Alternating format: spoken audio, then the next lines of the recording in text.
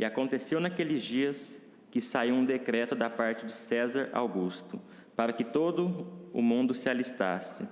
Este primeiro alistamento foi feito sendo Quirino presidente da Síria. E todos iam alistar-se, cada um à sua própria cidade. E subiu também José da Galiléia, da cidade de Nazaré, a Judéia, a cidade de Davi, chamada Belém, porque era da casa e família de Davi, a fim de alistar-se com sua mulher, Maria, desposada com ele, a qual estava grávida. E aconteceu que, estando eles ali, se cumpriram os dias em que ela havia de dar à luz. E deu à luz a seu filho primogênito, e envolveu-o em panos, e deitou-o numa manjedoura, porque não havia lugar para eles na estalagem. Ora, havia naquela mesma comarca pastores que estavam no campo, e guardavam durante as vigílias da noite o seu rebanho. E eis que o anjo do Senhor veio sobre eles, e a glória do Senhor os cercou de resplendor, e tiveram grande temor. E o anjo lhes disse: Não temais, porque eis aqui vos trago novas de grande alegria, que será para todo o povo, pois na cidade de Davi vos nasceu hoje o Salvador, que é Cristo, o Senhor. Oremos. Pai querido e glorioso, obrigado, ó Pai, pelo culto que tivemos até aqui. Obrigado, ó Pai, pelo privilégio de estar na casa do Senhor nesta manhã. Abençoe agora, ó Pai, o momento da pregação da Tua Palavra. E nos ajude, ó Pai, a celebrar, a relembrar, ó Pai, o Natal de Cristo. O nascimento, a vida e a morte de Jesus Cristo, ó Pai. Em nome de Jesus, amém. Natal é, sem dúvidas, para mim, a melhor época do ano. As casas e as lojas estão enfeitadas, a igreja fica enfeitada, a cidade fica mais bonita. E até as pessoas parecem que ficam melhores nessa época. Elas ficam mais agradecidas, elas ficam mais generosas, elas ficam mais solidárias, elas realmente entram no espírito de Natal. E Natal é um tempo onde os shoppings estão lotados, as pessoas estão comprando presentes, roupas, chocolates, mas Natal tem um significado muito mais profundo do que dar ou receber presentes. E as pessoas, elas dão qualquer tipo de definição para o Natal, menos o seu real significado. Veja algumas definições que as pessoas dão. Alguém disse: o Natal é mais do que uma festa, é um convite à gratidão, é um tempo para expressarmos nosso apreço pela companhia daqueles que amamos e pelas jornadas que compartilhamos ao longo do ano. E outro também disse: o verdadeiro sentido do Natal é a união entre as pessoas, celebrando a vida, celebrando a família, celebrando a esperança e a fé de dias melhores. E mais do que tudo, Natal é amor, não apenas amor por Jesus, mas amor pelo Criador, seja qual for sua crença e quem é o Criador para você. Primeiro, que só existe um Criador, o Deus de Abraão, Isaque e Jacó. E segundo, que expressar a gratidão às pessoas é sim importante, mas Natal vai muito além disso. O verdadeiro sentido de Natal nós podemos resumir em um nome: Jesus Cristo. E Natal, irmãos, ele não é somente o nascimento de Cristo. Isso é só a ponta do iceberg. Além do seu nascimento, Natal também é a sua vida e a sua morte. No Novo Testamento, nós não encontramos nenhuma menção da igreja primitiva celebrando, comemorando o nascimento de Cristo. No entanto, eles celebravam a Santa Ceia, que é um memorial da morte de Cristo. E não há nada de errado em celebrar o nascimento de Cristo, mas é preciso celebrar Jesus Cristo por completo. Seu nascimento, sua vida e a sua morte. Porque é por causa dele que nós estamos aqui hoje. Você sabia que o mundo não odeia Jesus por causa do seu nascimento? O mundo não tem nenhum problema com Jesus bebezinho. O que o mundo realmente odeia é a sua vida, a sua morte e a sua ressurreição. Eles não suportam o Cristo ressurreto, eles não suportam o Cristo glorificado e eles não suportam a volta de Cristo, que é iminente. Natal é Jesus Cristo. Então vejamos 3 aspectos da vida de Jesus: o seu nascimento inigualável, a sua vida incomparável e a sua morte vicária. Primeiro, Jesus Cristo teve um nascimento inigualável. Versos 4 a 7. E subiu também José da Galiléia, da cidade de Nazaré, a Judéia, a cidade de Davi, chamada Belém, porque era da casa e família de Davi, a fim de alistar-se com sua mulher Maria, desposada com ele. Eles ainda não haviam consumado o seu casamento, a qual estava grávida. E aconteceu que, estando eles ali, se cumpriram os dias em que ela havia de dar à luz. E deu à luz a seu filho primogênito, e envolveu-o em panos, e deitou-o numa manjedoura, porque não havia lugar para eles na estalagem. Certa vez, um pastor dos Estados Unidos teve a oportunidade de testemunhar para o famoso boxeador Muhammad Ali. Os dois estavam em uma pequena sala antes de uma de suas lutas. Então, ele fez a seguinte pergunta ao pastor: você diz que Jesus é o Filho de Deus porque ele nasceu de uma virgem. Ele não teve um pai terreno, mas Adão não teve nem pai e nem mãe. Isso não faria dele mais filho de Deus do que Jesus? E o pastor sabiamente respondeu: Champ, eu quero que você entenda isso. Jesus não é o Filho de Deus porque ele nasceu de uma virgem. Ele nasceu de uma virgem porque ele é o Filho de Deus. E embora o mundo esteja de acordo com a existência de Cristo, eles zombam e riem de sua concepção virginal. Você sabe por que o mundo não suporta o fato de que Cristo nasceu de uma virgem? Porque isso mostra tanto a sua humanidade quanto a sua divindade. Se você negar a concepção virginal de Cristo, você está negando toda a fundação do cristianismo. Ela não foi acidental, ela é fundamental.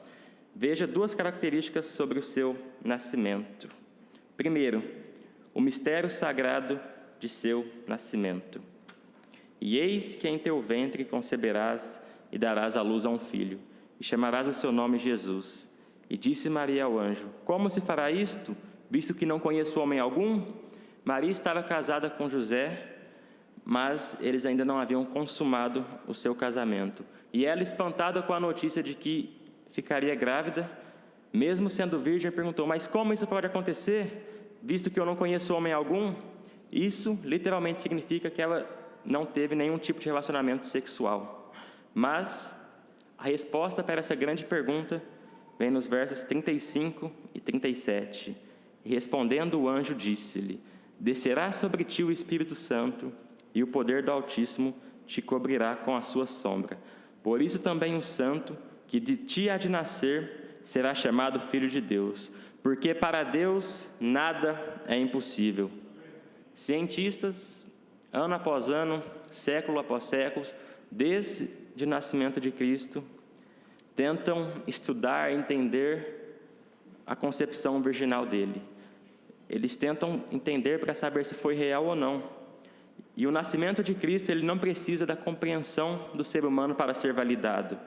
Algumas pessoas dizem que isso é biologicamente impossível. E eu deixo o anjo responder elas, porque para Deus nada é impossível. Então não se preocupe se você não consegue explicar a concepção virginal, porque ninguém pode entendê-la pelos olhos humanos, mas somente pelos olhos da fé. E como? Crendo.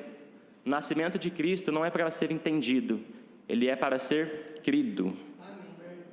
E segundo, o ministério salvador de seu nascimento.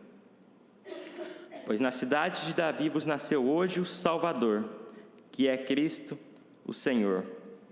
O anjo anunciou o nascimento de um Salvador, o que era e ainda é a exata necessidade que todo ser humano precisa. E até mesmo os pagãos do primeiro século reconheciam essa necessidade de paz e de um Salvador. Epíteto, um filósofo pagão do primeiro século, expressou o seguinte: embora o imperador possa dar paz à guerra na terra e no mar, ele é incapaz de dar paz à paixão, tristeza e inveja. Ele não pode dar paz ao coração, a qual o homem anseia mais do que a paz exterior. Então, meus irmãos, nós não precisamos de um conselheiro, nós não precisamos de um político, nós não precisamos de um ativista. O que nós precisamos é de um Salvador, e ele tem nome: Jesus Cristo, o Justo. A concepção virginal e a encarnação de Cristo, isto é, Deus, Cristo, se fez carne, foram necessárias para a nossa salvação. Se Cristo não tivesse nascido de uma virgem, não existiria salvação. O pecado entrou no mundo por um homem, Adão, e através dele passou a toda a humanidade, de geração em geração. Romanos 5,12 diz: portanto, como por um homem entrou o pecado no mundo, e pelo pecado a morte, assim também a morte passou a todos os homens. Por isso que todos pecaram. Então, se Cristo tivesse tido um nascimento comum, ou seja, fruto da relação entre um homem e uma mulher, ele teria a natureza pecaminosa e não poderia ser o nosso Salvador. Por quê? Porque a Bíblia diz que sem derramamento de sangue não há remissão de pecados. E esse sangue precisa ser inocente e de um homem. Ou seja, se Cristo tivesse nascido de um nascimento comum, ele não poderia ser o nosso Salvador. Romanos 5, 18 e 19 diz: pois assim como por uma só ofensa veio o juízo sobre todos os homens para a condenação, assim também por um só ato de justiça, a morte de Cristo, veio a graça sobre todos os homens para a justificação devida. Porque como pela desobediência de um só homem, muitos foram feitos pecadores, assim, pela obediência de um, Jesus Cristo, muitos serão feitos justos. Então, graças a Deus pelo milagre do nascimento de Cristo. E não só o nascimento inigualável, mas Jesus também teve uma vida incomparável. Versos 27 a 32. E pelo Espírito foi ao templo, e quando os pais trouxeram o menino Jesus para com ele, procederam segundo o uso da lei. Ele, então, tomou em seus braços e louvou a Deus, e disse: agora, Senhor, despedes em paz o teu servo, segundo a tua palavra, pois já os meus olhos viram a tua salvação, a qual tu preparaste perante a face de todos os povos, luz para iluminar as nações e para a glória de teu povo Israel. Muitas pessoas perderam o primeiro Natal de Cristo, o nascimento de Cristo. Elas sabiam que o Messias viria, elas sabiam que Cristo ia nascer, porque os profetas pregaram as profecias e foi registrado nas Escrituras. No entanto, elas perderam o seu nascimento, ou pela sua ignorância, ou por falta de fé. Mas esse texto que nós acabamos de ler, essa história, fala de um homem que estava aguardando o primeiro Natal. Ele estava de vigília esperando o nascimento de Cristo. E esse homem era Simeão. Simeão não só sabia que o Messias viria pela revelação das Escrituras, mas ele também foi guiado pelo Espírito Santo. Ele era um homem temente a Deus e que sabia ser guiado pelo Espírito Santo, tanto obedecendo a palavra de Deus, como atendendo de prontidão a seu chamado. E Simeão, guiado pelo Espírito, ele foi de encontro ao bebezinho Jesus. Quando ele o avistou, ele o pegou no colo e demonstrou um grande amor para com Jesus. Ele mal conhecia Jesus e demonstrou um grande amor. E hoje, nós sabemos muito mais sobre Jesus do que Simeão sabia naquela época, e mesmo assim nós não demonstramos um amor tão grande quanto Simeão fez. E segurando Jesus em seus braços, Simeão diz 3 coisas sobre Jesus. Primeiro, ele diz que Jesus traz libertação. Agora, Senhor, despedes em paz o teu servo, segundo a tua palavra, pois já os meus olhos viram a tua salvação. Embora ainda um bebezinho, Simeão sabia que Jesus traria libertação. E durante seus 33 anos aqui na terra, Jesus trouxe libertação de todas as necessidades que alguém pode ter. Ele trouxe libertação física, ele trouxe libertação emocional e ele trouxe libertação espiritual. Então, primeiro, libertação física. Jesus trouxe a cura a todos os tipos de doença, Ele curou cegos, ele curou paralíticos, ele curou leprosos, ele até mesmo ressuscitou mortos. Então, todo tipo de doença, Jesus Cristo trouxe cura. E segundo, ele também trouxe libertação emocional. Jesus trouxe e ainda traz libertação emocional às pessoas. Ele encoraja as pessoas, ele tira as pessoas de suas preocupações e ânsias.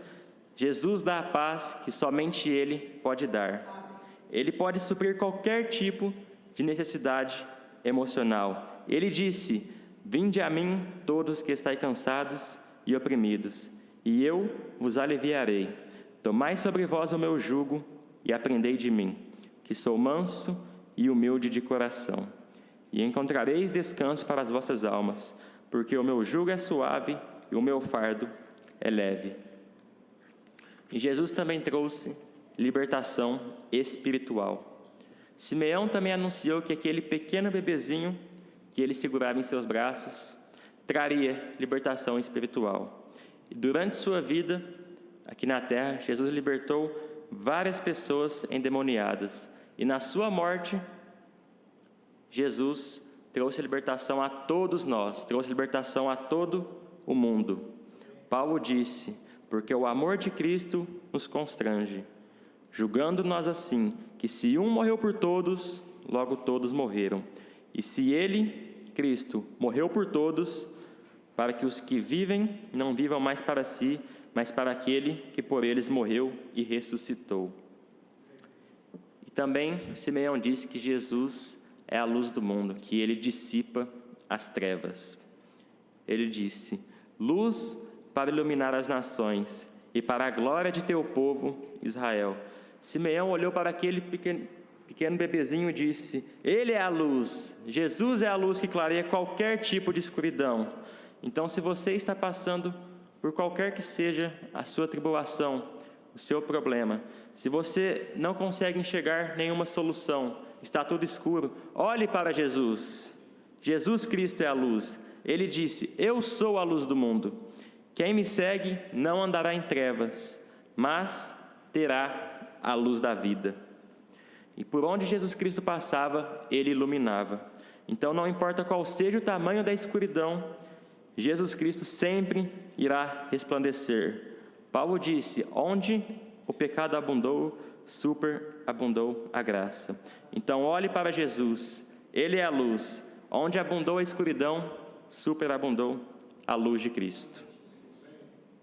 E Jesus traz libertação, Jesus dissipa as trevas e ele também determina o futuro. Simeão os abençoou e disse a Maria, sua mãe: eis que este é posto para a queda e elevação de muitos em Israel, e para sinal que é contraditado. Jesus Cristo, ele é o Senhor do destino. Quer você seja salvo ou não, você terá um encontro com ele. Se você for salvo, você o encontrará para a vida eterna. Agora, se você não for salvo, você o encontrará para a morte, vergonha e desprezo eterno. O seu destino é determinado pelo que você faz com Jesus. Pedro e Judas Iscariotes foram ambos discípulos de Jesus e tiveram o mesmo ensinamento dele. No entanto, os dois tiveram atitudes bem diferentes para com Jesus. Pedro se arrependeu e o aceitou, enquanto Judas o desprezou e o traiu. Pedro já teve o seu encontro com Jesus nos céus para a vida eterna. Judas também terá o seu encontro com Jesus. Porém, ele não irá o encontrar como o Salvador, mas sim como juiz. Então, Jesus Cristo é o Senhor do destino. Ou ele será a porta que deixa você entrar, ou ele será a porta que deixa você de fora. Mas você terá um encontro com Jesus. E o que Jesus fará com você é determinado pelo que você faz com Jesus nessa vida. João 3,36 diz: aquele que crê no Filho tem a vida eterna, mas aquele que não crê no Filho não verá a vida. Mas a ira de Deus sobre ele permanece. Jesus Cristo teve um nascimento inigualável, ele teve uma vida incomparável e ele também teve uma morte vicária. Lucas 23, 44 a 46 diz: E era já quase a hora sexta, e houve trevas em toda a terra, até a hora nona, escurecendo-se o sol. E rasgou-se ao meio o véu do templo, e clamando Jesus com grande voz disse: Pai, nas tuas mãos entrego o meu espírito. E havendo dito isto, expirou. Além de ser julgado pelo Sinédrio, Jesus também foi julgado pelo governo romano. E mesmo sendo inocente, ele foi sentenciado à morte por nenhuma razão justa. Pressionado pelos líderes religiosos e sem saber o que fazer em relação a Jesus, pois não achou nenhuma acusação legítima contra ele, Pilatos deixou a decisão na mão do povo, que constantemente gritava: Crucifica-o! Crucifica-o! Pilatos, irmãos, não teve coragem de ir contra os líderes religiosos e a multidão. E então ele entregou Jesus à vontade deles. E desde o jardim do Getsemane até o momento de sua morte, Jesus sofreu muito. Ele teve sofrimento emocional porque os seus discípulos o abandonaram. Ele passou a noite sem dormir. Ele foi espancado, ele foi açoitado, ele foi chicoteado. Ele teve as suas vestes arrancadas, o que causou um grande sofrimento, pois no momento que o tecido saiu da sua pele, abriu suas feridas. Ele carregou nu uma cruz de aproximadamente 40 quilos. Ele foi humilhado, ele foi zombado, ele foi coroado com uma coroa de espinhos. E depois de sofrer tudo isso, o Filho de Deus, Jesus Cristo, finalmente morreu. Mas ele fez isso por um motivo. Por que ele morreu? Jesus morreu por nossos pecados.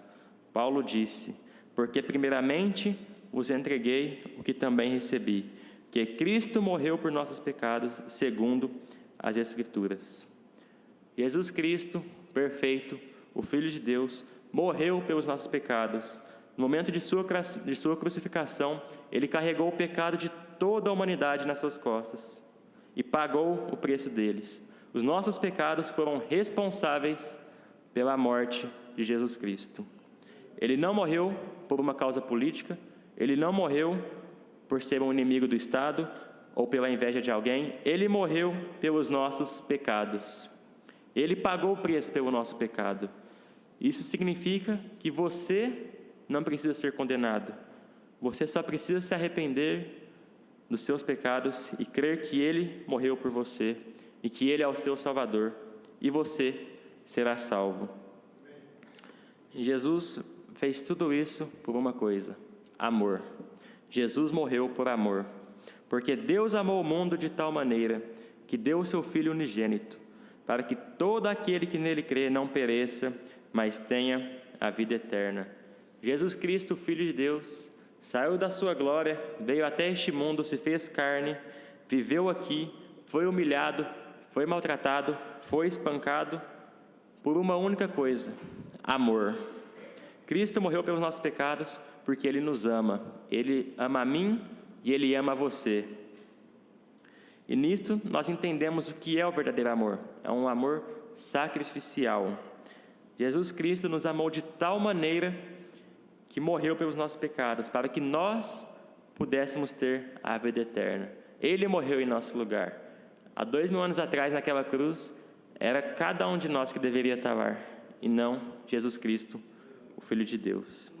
Então, neste Natal, irmãos, vamos celebrar Jesus Cristo. Vamos celebrar o seu nascimento inigualável. Vamos celebrar a sua vida incomparável. E vamos celebrar sua morte vicária. Mas, mais do que celebrar, vamos viver o Natal. Como? Se você já é salvo, pense o seguinte: a vida que você está vivendo hoje está honrando a morte de Cristo? Ele sofreu por você, Ele morreu por você. Você já o aceitou, Ele é o seu Salvador. Mas você está vivendo para Ele? Agora, se você não é salvo, lembre-se que para morrer nasceu Cristo. E Ele fez isso para perdoar os seus pecados, e Ele te ama. Então, aceite a Cristo como seu Salvador hoje. E eu termino novamente com essa pergunta. Jesus Cristo morreu em seu lugar. Você está honrando a morte de Cristo com a sua vida?